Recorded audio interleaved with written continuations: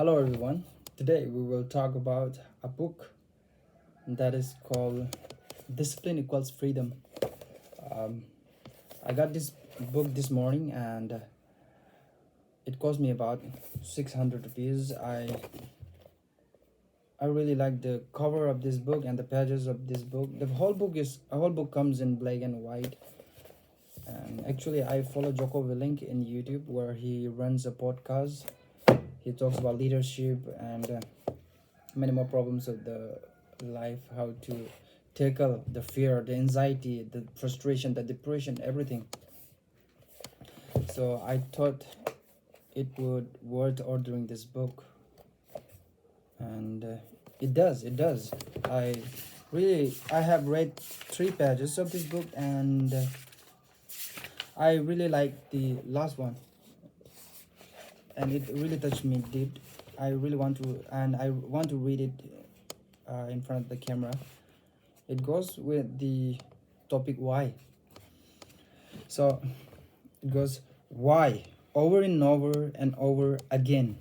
I'm asked why. What drives me? When I was younger, I was preparing for war. I knew that somewhere out there, another man was also prepared. The man was my enemy. He was working, training, planning, and preparing to meet me on the battlefield. I didn't know when. I didn't know where. But I knew that at some point we would meet. And I wanted to be ready.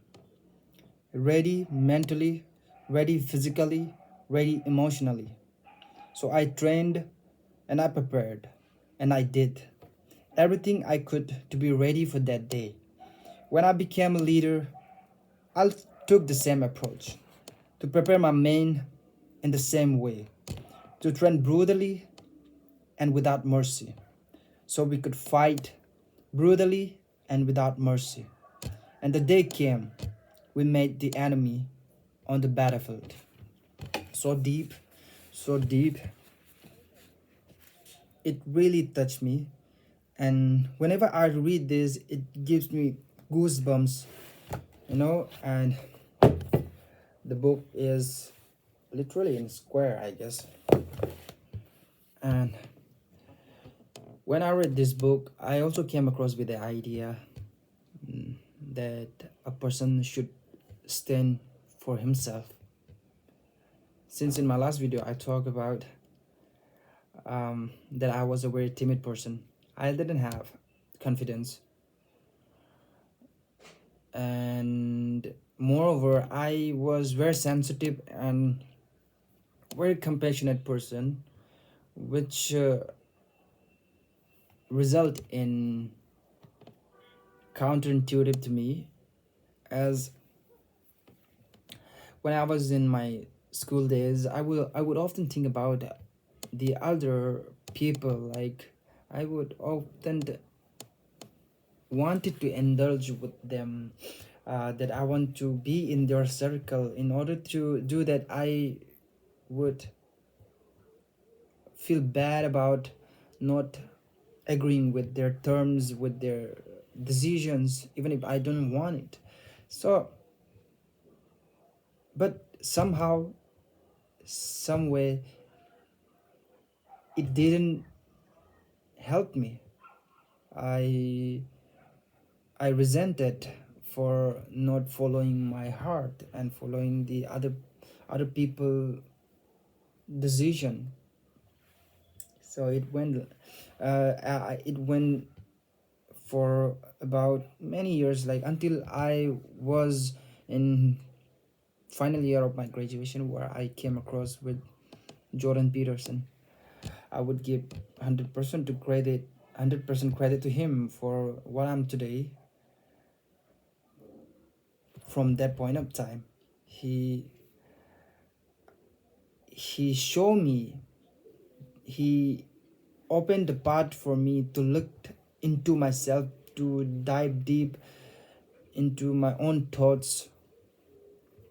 So I did, and then from that point, I started focusing on myself. I started standing for myself. And one of the incident was when I came here for coaching. I rented a PG, which cost me whatever the cost. I don't remember exactly, but I rented it for one. I live it there for 1 years, 1 year, in which the room was partitioned with a normal ply.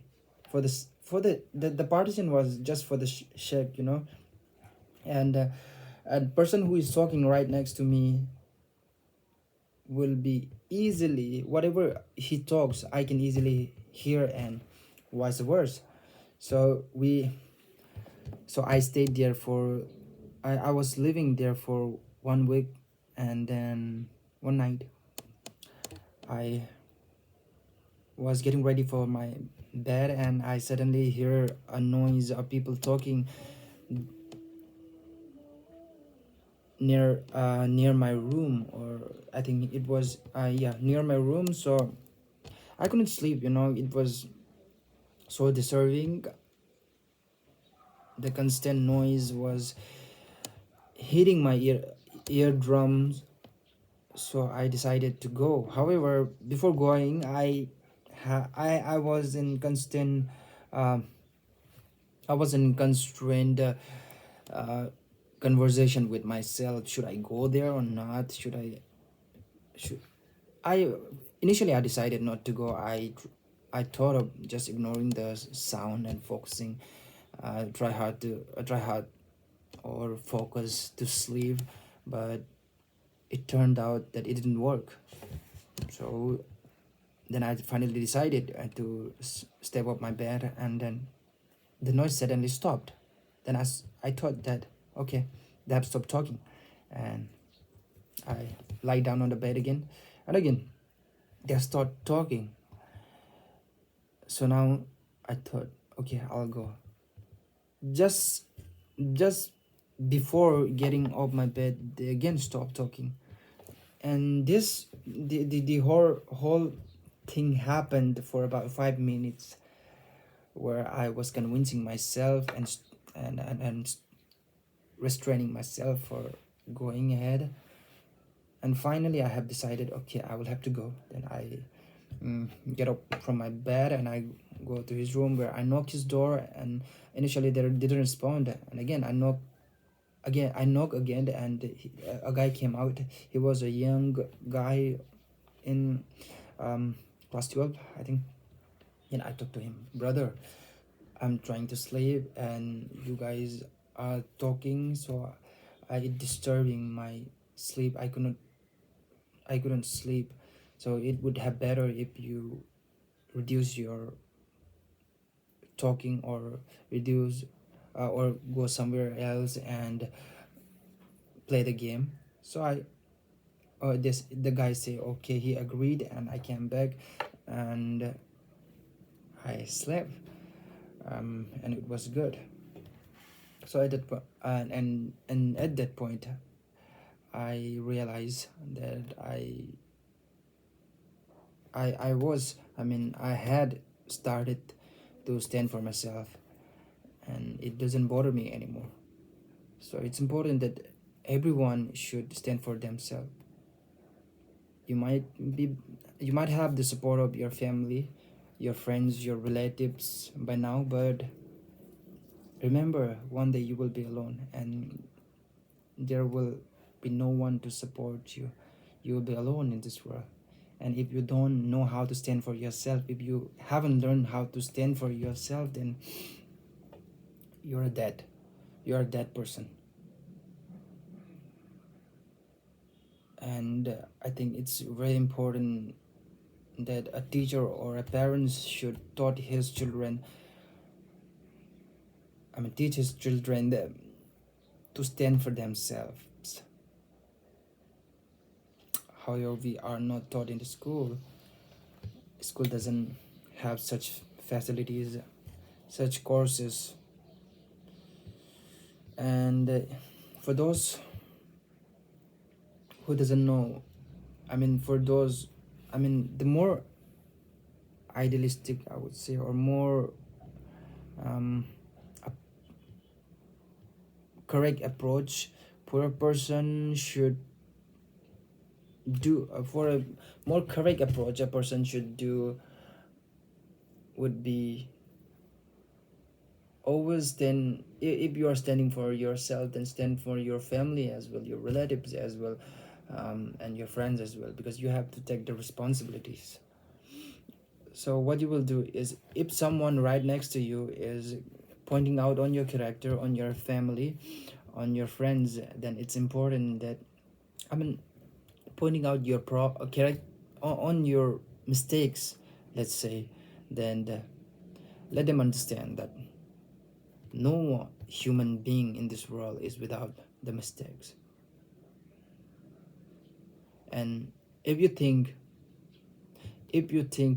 a utopian and an ideal man exists, then you have the right to criticize. If you doesn't, then you don't have the right to criticize. So instead of recording the mistakes of the people you doesn't like, why don't you focus on the mistakes that you have done? Why don't you focus on correcting them? Why don't you try to correct them? Why don't you pointing on someone else's mistakes? Everyone does mistakes, and you're going to get nothing from that. Perhaps the person who did mistake is also not going to get anything from your criticism or pointing it out. However, as my personal responsibility, I would defend it. I will defend myself, I will defend my family, I will defend my relatives, I will defend my girlfriend, no matter what. And everyone should defend, everyone should do it. Because again, if you don't do, then there's some people who are ready to destroy you, who are ready to take advantage from you as much as they could, until you're a dead person, until you felt with resentment, guilt, and depressed for not doing whatever you want to do, for not striving for your desire, your dream, but acting according to the other will. I mean others' will, acting according to the some other people's will. Thank you.